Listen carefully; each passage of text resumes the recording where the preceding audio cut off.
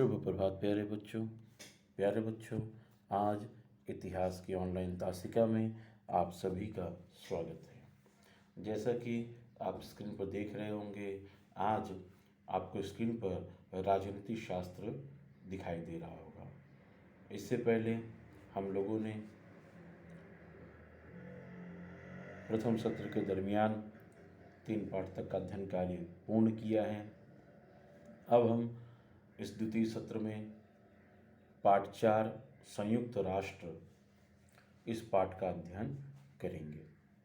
तो चलिए हम देखते हैं राजनीति शास्त्र के अंतर्गत पाठ 4 संयुक्त राष्ट्र। प्यारे बच्चों, ध्यानपूर्वक जो है आप पाठ को सुनिएगा और समझने की कोशिश कीजिएगा।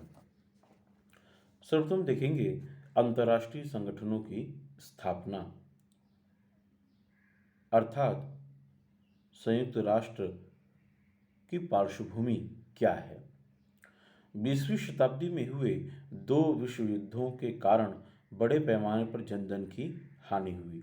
अंतर्राष्ट्रीय शांति और सुरक्षा स्थापित करने के उद्देश्य से प्रथम विश्व युद्ध के पश्चात राष्ट्रसंघ और द्वितीय विश्व युद्ध के पश्चात संयुक्त राष्ट्र, इन 2 अंतर्राष्ट्रीय संगठनों की स्थापना हुई। राष्ट्रसंघ द्वितीय विश्व युद्ध नहीं रोक पाया। द्वितीय विश्व युद्ध में परमाणु बम का उपयोग किए जाने के कारण अंतर्राष्ट्रीय स्तर पर यह विचार उभरने लगा कि भविष्य में अब ऐसा विनाशकारी युद्ध नहीं होना चाहिए। इस विचारधारा के परिणामस्वरूप संयुक्त राष्ट्र की स्थापना हुई। तो यहीं से इस संयुक्त राष्ट्र की शुरुआत होती है। अब हम आगे देखेंगे संयुक्त राष्ट्र की स्थापना का कालक्रम क्या है। इंग्लैंड के प्रधानमंत्री विंस्टन चर्चिल और अमेरिका के अध्यक्ष फ्रैंकलिन रूजवेल्ट के बीच 14 अगस्त 1941 को अटलांटिक समझौता हुआ। युद्धोत्तर काल में वैश्विक शांति स्थापित करने के लिए एक स्थायी व्यवस्था बनाने का निर्णय लिया गया। 1944 और 1945 में हुई विस्तृत चर्चा के अंत में एक अंतर्राष्ट्रीय संगठन का प्रारूप तैयार किया गया। 1945 में सैन फ्रांसिस्को में 50 राष्ट्रों के प्रतिनिधियों ने संयुक्त राष्ट्र की सनद तैयार की। 24 अक्टूबर 1945 को संयुक्त राष्ट्र नामक संगठन की स्थापना हुई। 24 अक्टूबर का दिन संयुक्त राष्ट्र दिवस के रूप में मनाया जाता है। वर्तमान समय में 193 देश इस संगठन के सदस्य हैं। अब हम देखेंगे इस संयुक्त राष्ट्र के उद्देश्य क्या क्या हैं। तो इसका पहला उद्देश्य है राष्ट्रों के बीच मैत्रीपूर्ण संबंध स्थापित करना। दूसरा उद्देश्य अंतर्राष्ट्रीय प्रश्नों को शांतिपूर्ण मार्ग से हल करना। तीसरा उद्देश्य अंतर्राष्ट्रीय सुरक्षा में वृद्धि करना। चौथा उद्देश्य मानव अधिकारों और स्वतंत्रता का संरक्षण करना। और पांचवा उद्देश्य है अंतर्राष्ट्रीय स्तर पर आर्थिक सहयोग बढ़ाना। राष्ट्र जो सदस्य राष्ट्र हैं, इनके कर्तव्य क्या हैं। जितने भी संयुक्त राष्ट्र के सदस्य राष्ट्र हैं, इनके भी कुछ कर्तव्य हैं। वो कर्तव्य क्या हैं? तो पहला कर्तव्य यह है कि प्रभुत्व संपन्न राष्ट्रों के राजनीतिक विशेषाधिकारों का आदर करना। दूसरा कर्तव्य दूसरे देशों पर आक्रमण न करना। और तीसरा कर्तव्य यह है कि अंतर्राष्ट्रीय कानूनों तथा समझौतों का पालन करना। तो इस तरह से हम लोगों ने संयुक्त राष्ट्र संगठन के उद्देश्य और सदस्य राष्ट्रों के कर्तव्य देखे। अब हम देखेंगे संयुक्त राष्ट्र के तत्व क्या हैं। तो आप स्क्रीन पर देख रहे होंगे एक संयुक्त राष्ट्र आम सभा का चित्र आपको दिखाई दे रहा होगा। सर्वप्रथम अब हम तत्व के बारे में जानकारी प्राप्त करेंगे। तो ये आम सभा क्या है, ये भी समझने में आसानी होगी। सभी सदस्य राष्ट्रों का स्तर समान होगा। राष्ट्रों की भौगोलिक आकार, सैन्य शक्ति तथा आर्थिक स्थिति के आधार पर उनके बीच भेदभाव नहीं किया जाएगा। सदस्य राष्ट्रों को एक दूसरे की स्वतंत्रता और भौगोलिक एकात्मता का आदर करना होगा और पारस्परिक विवादों को शांतिपूर्ण मार्ग से हल करना होगा। इन्हीं मुद्दों को लेकर के संयुक्त राष्ट्र के तत्व बनाए गए हैं। अब हम देखेंगे संयुक्त राष्ट्र की रचना और उसके कार्य। जैसा कि आपको संयुक्त राष्ट्र आम सभा का चित्र स्क्रीन पर दिखाई दे रहा होगा, इस संयुक्त राष्ट्र की रचना जब की गई तो इसके 6 प्रमुख अंग या शाखाएं बनाई गई। अब ये 6 प्रमुख अंग कौन कौन से थे? तो पहला है आम सभा, जो आप नीचे चित्र देख सकते हैं स्क्रीन पर। दूसरा है सुरक्षा परिषद। तीसरा है आर्थिक और सामाजिक परिषद। चौथा है अंतर्राष्ट्रीय न्यायालय। पांचवा है न्यास मंडल और छठा है सचिवालय। अब इनके बारे में हम विस्तार पूर्वक जानकारी प्राप्त करेंगे कि ये संयुक्त राष्ट्र के जो प्रमुख अंग हैं ये क्या है और ये कार्य किस तरह से करते हैं, इनके कार्य क्या क्या हैं। तो चलिए सर्वप्रथम हम पहले शाखा की तरफ बढ़ते हैं, जिसका नाम है आम सभा। अमेरिका के न्यूयॉर्क में आम सभा का मुख्यालय है और इसके सदस्यों की संख्या प्रत्येक राष्ट्र के 5 प्रतिनिधि होते हैं। अब इन सदस्यों को चुनाव कैसे किया जाता है? तो प्रत्येक सदस्य राष्ट्र अपने 5 प्रतिनिधि भेजते हैं। मत केवल एक ही होता है। आम सभा का पूरे वर्ष में कम से कम एक बार सितंबर से दिसंबर की कालावधि में अधिवेशन होता है। संयुक्त राष्ट्र की अधिकृत भाषाएं अंग्रेजी, फ्रेंच, रूसी, स्पेनिश, चीनी और अरबी है। अब ये जो आम सभा है इसका कार्य क्या है? तो इसका पहला कार्य है पर्यावरण निरस्त्रीकरण जैसे विषयों पर चर्चा करके निर्णय लेना। दूसरा कार्य है सुरक्षा परिषद के अस्थायी सदस्यों का चयन करना। तीसरा कार्य सचिवालय के महासचिव तथा अंतर्राष्ट्रीय न्यायालय के न्यायाधीशों का चयन करना। और चौथा और अंतिम कार्य है संयुक्त राष्ट्र के वार्षिक अनुमान पत्र को मान्यता देना। तो इस तरह से हमने पहली शाखा की जानकारी प्राप्त की आम सभा के बारे में। अब हम आगे बढ़ते हैं, अगली शाखा की तरफ चलते हैं, जिसका नाम है सुरक्षा परिषद। ये जो सुरक्षा परिषद है इसके सदस्यों की संख्या कितनी होती है इसके बारे में जानकारी प्राप्त करेंगे पहले हम। तो 5 स्थायी सदस्य होते हैं और 10 अस्थायी सदस्य होते हैं। इस तरह से कुल मिलाकर के सुरक्षा परिषद में 15 सदस्यों की संख्या होती है। अब ये सदस्यों को चुनाव कैसे होता है? तो जो स्थायी सदस्य राष्ट्र हैं उसमें जो 5 सदस्य हैं वो 5 सदस्य कौन से देश से होंगे, कौन से राष्ट्र से होंगे? तो अमेरिका, रूस, इंग्लैंड, फ्रांस और चीन, इन 5 राष्ट्र के एक एक सदस्य मिलाकर के 5 स्थायी सदस्य हैं। अब अस्थायी सदस्य, हर 2 वर्ष में अस्थायी सदस्यों का चुनाव आम सभा द्वारा होता है। यानी जो 10 अस्थायी सदस्य होते हैं इनका कार्यकाल मात्र 2 वर्षों का होता है और इनका चुनाव कौन करता है? आम सभा करती है। अब ये जो सुरक्षा परिषद बनाई गई है, ये जो दूसरा महत्वपूर्ण अंग संयुक्त राष्ट्र का, इसका कार्य क्या है? तो पहला कार्य है इसका अंतर्राष्ट्रीय शांति और सुरक्षा स्थापित करना। दूसरा कार्य आक्रामक राष्ट्र पर आर्थिक प्रतिबंध लगाना अथवा उसके विरुद्ध सैनिकी कार्रवाई करना। तीसरा है शस्त्रास्त्र नियंत्रण की योजना तैयार करना।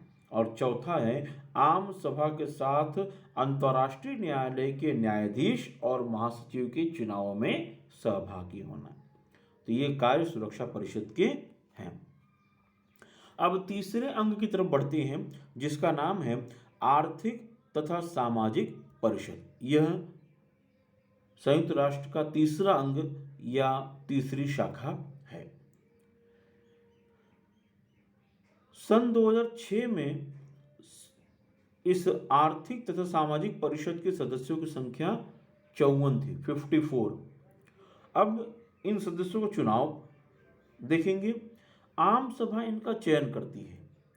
हर वर्ष कुल सदस्य संख्या के 1/3 सदस्य निवृत्त होते हैं और इतने ही सदस्य नए सिरे से चुने जाते हैं। प्रत्येक सदस्य का कार्यकाल 3 वर्षों का होता है। ध्यान दीजिएगा कि आर्थिक और सामाजिक परिषद के सदस्यों के चुनाव किस प्रकार से की जाती हैं कि इनका चयन कौन करेगा? आम सभा करती है। और प्रत्येक वर्ष जो है 1/3 सदस्य निवृत्त होते हैं और इतने ही नए सदस्य चुने जाते हैं, और इन सदस्यों का कार्यकाल 3 वर्ष का होता है। इस बात को बहुत ध्यान रखिएगा। अब आर्थिक और सामाजिक परिषद का कार्य क्या क्या है? तो इसका पहला कार्य है दरिद्रता, बेरोजगारी, विषमता आदि विषयों पर चर्चा करके उपाय सुझाना। दूसरा कार्य स्त्रियों की समस्याएं, महिला सशक्तिकरण, मानवाधिकार, मूलभूत स्वतंत्रता, स्वास्थ्य, व्यापार आदि समस्याओं पर चर्चा करके निर्णय लेना। तीसरा कार्य है अंतर्राष्ट्रीय स्तर पर सांस्कृतिक तथा शैक्षिक सहयोग करना। और चौथा कार्य है संयुक्त राष्ट्र के विविध संगठनों के कार्यों में समन्वय रखना। अगले प्रमुख अंग की तरफ हम बढ़ते हैं। अगली शाखा का नाम देखेंगे। जो चौथी शाखा है वह है सचिवालय और महासचिव। ये सभी आ जाते हैं इसके अंतर्गत, इस चौथी शाखा के अंतर्गत। अब इसके सदस्यों की संख्या अगर हम ध्यान दें तो इसके सदस्यों की संख्या जो होती है वह संयुक्त राष्ट्र की प्रशासकीय शाखा है और महासचिव इसका प्रमुख होता है। यानी संयुक्त राष्ट्र में जो सदस्य हैं वही जो है इसकी जो प्रशासकीय शाखा होती है वो सदस्य इसमें होते हैं, और जो महासचिव होता है वो इसका प्रमुख होता है। अब इन सदस्यों को चुनाव कैसे किया जाता है? तो महासचिव का चयन सुरक्षा परिषद की सिफारिश पर आम सभा 5 वर्ष के लिए करती है। यानी इसमें जो महासचिव होगा उसके लिए सुरक्षा परिषद सिफारिश करती है और आम सभा 5 साल के लिए इनका कार्यकाल निर्धारित करती है। वर्तमान महासचिव एंटोनियो गुटेरेस जो पुर्तगाल के हैं 2017 से अभी भी कार्यरत हैं। अब इस महासचिव या सचिवालय का कार्य क्या होता है? तो पहला कार्य होता है जलवायु परिवर्तन, मानवाधिकार आदि अंतर्राष्ट्रीय प्रश्नों पर परिषद आयोजित करना। दूसरा कार्य इनका आम सभा तथा सुरक्षा परिषद की सभा आयोजित करना। तीसरा कार्य जानकारी का संकलन करना और चौथा है प्रसार माध्यमों को जानकारी की आपूर्ति करना। इस तरह से सचिवालय और महासचिव ये जो संयुक्त राष्ट्र की शाखा है यह कार्य इस तरह से करती है। अब अगली शाखा की तरफ हम बढ़ते हैं। अगला जो संयुक्त राष्ट्र का प्रमुख अंग है वह है अंतर्राष्ट्रीय न्यायालय। ये जो अंतर्राष्ट्रीय न्यायालय है ये नीदरलैंड के द हेग में स्थित है। इसके सदस्यों की संख्या कुल 15 न्यायाधीश होते हैं। प्रत्येक न्यायाधीश का कार्यकाल 9 वर्षों का होता है। इसमें कुल कितने न्यायाधीश होते हैं? 15, और हर न्यायाधीश का कार्यकाल 9 वर्षों का होता है। अब इनके सदस्यों का चुनाव कैसे होता है या कौन करता है? तो सदस्य राष्ट्रों में से सुरक्षा परिषद की सिफारिश के अनुसार आम सभा द्वारा न्यायाधीशों का चयन होता है। यहाँ पर भी आम सभा ही न्यायाधीश का चयन करती है। हर 3 वर्ष में 1/3 अर्थात 5 न्यायाधीशों का चयन किया जाता है। यानी प्रत्येक 3 वर्ष में 1/3 जो न्यायाधीश हैं अर्थात 5 न्यायाधीशों का चयन आम सभा द्वारा किया जाता है। अब ये जो अंतर्राष्ट्रीय न्यायालय है इसका कार्य क्या है? तो इसका पहला कार्य है अंतर्राष्ट्रीय कानून के अनुसार न्याय देने का कार्य करना। दूसरा कार्य राष्ट्रों के बीच के विवादों के विषय में निर्णय देना। और तीसरा और अंतिम कार्य इसका है संयुक्त राष्ट्र की विभिन्न शाखाओं को कानून संबंधी सलाह देना। अगला जो संयुक्त राष्ट्र का प्रमुख अंग है या अगली जो शाखा है वह है न्यासी मंडल। अब ये जो न्यासी मंडल है इस न्यासी मंडल में सदस्य संख्या कैसे होती है?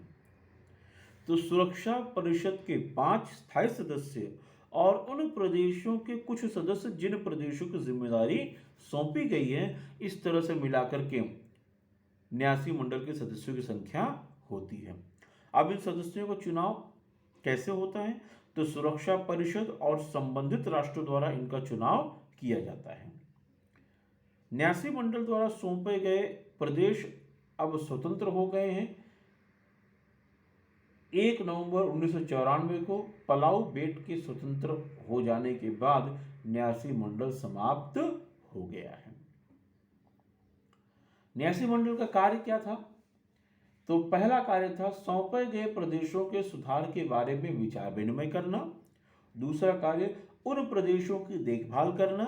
तीसरा कार्य इन प्रदेशों की कठिनाई समझकर इनका राजनीतिक, सामाजिक और शैक्षिक विकास करना। और चौथा कार्य स्वतंत्रता तथा स्वशासन देने की दृष्टि से प्रयास करना। तो इस तरह से हम लोगों ने संयुक्त राष्ट्र के 6 शाखाओं या 6 प्रमुख अंगों की जानकारी प्राप्त की। अब इसी के आगे हम बढ़ते हैं। संयुक्त राष्ट्र की संलग्न विशिष्ट कार्यात्मक संस्थाएं भी होती हैं। जैसे ये हमने 6 शाखा देखी, ऐसे ही और कुछ शाखाएं हैं। जैसे WHO विश्व स्वास्थ्य संगठन, FAO अन्न तथा कृषि संगठन, यूनेस्को संयुक्त राष्ट्र शैक्षिक, वैज्ञानिक और सांस्कृतिक संघ, अंतर्राष्ट्रीय मुद्रा कोष जिसे IMF कहते हैं, यूनिसेफ संयुक्त राष्ट्र बाल आपात कोष, ILO अंतर्राष्ट्रीय मजदूर संगठन और WB अर्थात विश्व बैंक।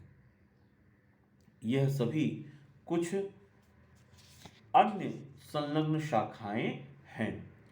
जो यहाँ पर आपको स्क्रीन पर ग्रीन कलर का चौखट दिखाई दे रहा होगा, इसमें इन सभी शाखाओं की जानकारी भी दी गई है। ऊपर आपको ग्रीन कलर का चौखट स्क्रीन पर दिखाई दे रहा होगा। इसमें इन अन्य कार्यात्मक संस्थाओं की जानकारी भी मौजूद है। अब हम देखेंगे स्थायी स्वरूप के विकास उद्देश्य। गरीबी और भूख का निर्मूलन करना, प्राथमिक शिक्षा की सुविधा उपलब्ध करवाना, स्त्री सशक्तिकरण करना और पर्यावरण की रक्षा करना, गर्भवती महिलाओं की स्वास्थ्य की ओर विशेष ध्यान देना और बाल मृत्यु की दर कम करना, एड्स, मलेरिया आदि रोगों से लड़ना, विकसित तथा विकासशील देशों में सहयोग बढ़ाना, यही स्थायी स्वरूप के विकास उद्देश्य के अंतर्गत उसके कार्य आते हैं। अब हम देखेंगे जो हम लोगों ने संलग्न कार्यात्मक संस्थाएं देखी हैं, उनमें से यूनिसेफ और यूनेस्को क्या कार्य करते हैं या वो क्या है, उसके बारे में जानकारी प्राप्त करेंगे। उसके अंतर्गत सबसे पहले हम देखेंगे यूनिसेफ। आप स्क्रीन पर ब्लू कलर का एक चौखट देख रहे होंगे, नीले रंग का। इसमें यूनिसेफ और यूनेस्को के बारे में बातें बताई गई हैं। तो चलिए यूनिसेफ क्या है उसके बारे में देखते हैं हम। संयुक्त राष्ट्र की संलग्न संस्थान संयुक्त राष्ट्र बाल आपात कोष अर्थात यूनिसेफ बच्चों के विकास के लिए कार्य करता है। यह संस्था छोटे बच्चों को पौष्टिक आहार तथा स्वास्थ्य सेवाएं प्रदान करती है। बाल कुपोषण समस्या का निराकरण के लिए अप्रगत राष्ट्रों में कार्यशाला आयोजित करती है। भारत में भी ऐसी कार्यशालाएं आयोजित की गई हैं। इन्हें यूनिसेफ से सहायता प्राप्त होती है। अगला देखेंगे यूनेस्को। सदस्य राष्ट्रों में शिक्षा, विज्ञान तथा संस्कृति के आदान प्रदान के माध्यम से इन राष्ट्रों के बीच पारस्परिक सहयोग बढ़ाती है। इस सहयोग से विश्व में शांति और सुरक्षा स्थापित होती है। ये कार्य यूनेस्को करते हैं। अब इन सभी कार्यों को करने में संयुक्त राष्ट्र और क्या क्या कार्यों का अवलंबन करता है उसके बारे में जानकारी प्राप्त करेंगे और उससे संबंधित हम अब संयुक्त राष्ट्र और शांति रक्षा क्या है इसके बारे में जानकारी देखेंगे, जिसके अंतर्गत शांति बनाए रखने के उद्देश्य से संयुक्त राष्ट्र की सनद मार्ग कौन कौन सी हैं। तो पहला मार्ग वो अपनाते हैं ऐसे मध्यस्थ की नियुक्ति करना जो उन राष्ट्रों को मान्य हो जिनके बीच संघर्ष है। दूसरा मार्ग न्यायिक प्रक्रिया का उपयोग करना। तीसरा मार्ग संघर्ष दूर करने के लिए मध्यस्थी प्राधिकरण स्थापित करना। और चौथा मार्ग है आवश्यक होने पर सैन्य शक्ति का उपयोग करना और इस बात की सावधानी रखना कि पुनः संघर्ष न हो। अब इस शांति रक्षा के कार्य का महत्व क्या है, इसके महत्व को हम देखते हैं। तो पहला जो इसका महत्व है वह है वर्तमान समय में आतंकवादी कृत्यों में वृद्धि हुई है। दूसरा, वांशिक और धार्मिक संघर्ष होते हैं। तीसरा, इन हिंसात्मक कृत्यों के कारण मानव सुरक्षा के लिए खतरा उत्पन्न हो गया है। और चौथा, इस परिस्थिति में संयुक्त राष्ट्र का शांति रक्षा का कार्य बहुत महत्वपूर्ण है। इसलिए इन सभी कार्यों पर रोकथाम करने के लिए इस शांति रक्षा के कार्य का महत्व और ज्यादा बढ़ जाता है। अब शांति स्थापित करने के लिए पोषक कार्य क्या है, जरूरी बातें क्या है, महत्वपूर्ण बातें क्या है। तो पहला कार्य यह है कि संघर्षग्रस्त प्रदेश में विद्यालय आरंभ करना। दूसरा कार्य, ये पोषक कार्य है। दूसरा कार्य, जनता में मानवाधिकारों के प्रति जागरूकता उत्पन्न करना। तीसरा कार्य, सामाजिक, आर्थिक और राजनीतिक सुविधाओं की व्यवस्था करना। और चौथा और अंतिम कार्य है संघर्ष क्षेत्र में चुनाव करवाना। अब शांति रक्षा के क्या कार्य हैं, इनके बारे में हम जानकारी प्राप्त करेंगे। संघर्षग्रस्त प्रदेश में शांति स्थापित करने का कार्य संयुक्त राष्ट्र के शांति रक्षक करते हैं। दूसरा कार्य है, ये शांति रक्षक सुरक्षा के साथ साथ शांति की तथा राजनीतिक स्थिरता के लिए सहायता करते हैं। और तीसरा कार्य है, शांति रक्षा के लिए किसी को मध्यस्थ बनाकर उपायों पर अमल करते हैं। ये कार्य शांति रक्षा के अंतर्गत किए जाते हैं। संयुक्त राष्ट्र के कार्य में भारत का सहभाग, आप स्क्रीन पर एक चित्र भी देख रहे होंगे। भारतीय शांति सैनिक किस प्रकार से कार्य कर रहे हैं, ये एक चित्र दिखाया गया है, स्क्रीन पर आपको दिखाई दे रहा होगा। तो चलिए देखते हैं संयुक्त राष्ट्र के कार्य में भारत का सहभाग क्या है। पहला सहभाग यह है कि संयुक्त राष्ट्र की स्थापना से पहले जो विविध परिषदें आयोजित हुई थी उसमें भारत सहभागी था। दूसरा कार्य यह किया कि उपनिवेशीकरण, निरस्त्रीकरण, वंशभेद आदि अनेक समस्याएं संयुक्त राष्ट्र के मंच पर प्रस्तुत करने में भारत का सहभाग था। वर्ष 1946 में ही वर्ण द्वेष की समस्या प्रस्तुत करने वाला पहला देश वह भारत था। उसके बाद अगला जो सहभाग था भारत का वह था अविकसित तथा विकासशील राष्ट्रों की समस्याओं पर हुई चर्चा में भारत ने स्थायी अगुवाई की। संयुक्त राष्ट्र की शांति सेना में भारत ने हमेशा अपनी सेना भेजी है, केवल स्त्रियों की शांति सेना भी भेजी है।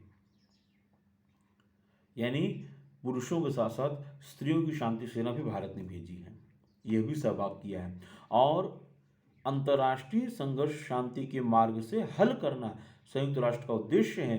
इस उद्देश्य की पूर्ति में भारत की समान भूमिका रही है। अब शांति सेना क्या है, इसके बारे में भी थोड़ी सी जानकारी हम प्राप्त करेंगे। संघर्षग्रस्त क्षेत्र में जो संघर्षशील इलाका होता है, क्षेत्र होता है, उसमें शांति स्थापना में सहायता करने के लिए संयुक्त राष्ट्र शांति सेना भेजता है। संयुक्त राष्ट्र के पास अपनी सेना नहीं है, परंतु इसे सदस्य राष्ट्र द्वारा सेना मिलती है। शांति सेना संघर्षग्रस्त क्षेत्र की जनता के लिए पानी, औषधि और जीवनोपयोगी वस्तुओं की आपूर्ति करती है। Yugoslavia, Namibia, Cambodia, Somalia, Haiti, Thailand आदि अनेक देशों में शांति सेना ने शांति स्थापना का कार्य किया है।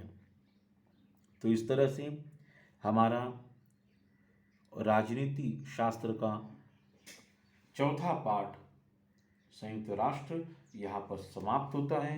आशा करता हूँ आपको पाठ समझ में आ गया होगा। फिर भी अगर कोई समस्या हो तो आप मुझसे पूछ सकते हैं। इसी के साथ साथ यह आपको गृह कार्य दिया जा रहा है। इतिहास में जो आपने गृह कार्य किया है उसी के आगे इस गृह कार्य को अगला गृह कार्य नंबर दे करके आप गृह कार्य करेंगे। साथ ही साथ इस पाठ के प्रश्नोत्तर भी आपको इसी के साथ दिए जाएंगे। उन प्रश्नोत्तरों को आपको इतिहास के अंतर्गत जो आपने रजिस्टर बनाया है, जिसको आपने 2 पार्ट किया होगा, एक साइड इतिहास और दूसरी साइड राजनीति शास्त्र, उसी राजनीति शास्त्र विभाग की तरफ जो है इस चौथे पाठ के प्रश्नोत्तर को आपको लिख करके पूर्ण कर लेना है। इसी के साथ आज की ऑनलाइन तासिका यहाँ समाप्त होती है। धन्यवाद। विद्यालय द्वारा दिए जा रहे कार्य समय समय पर पूर्ण करते रहिए।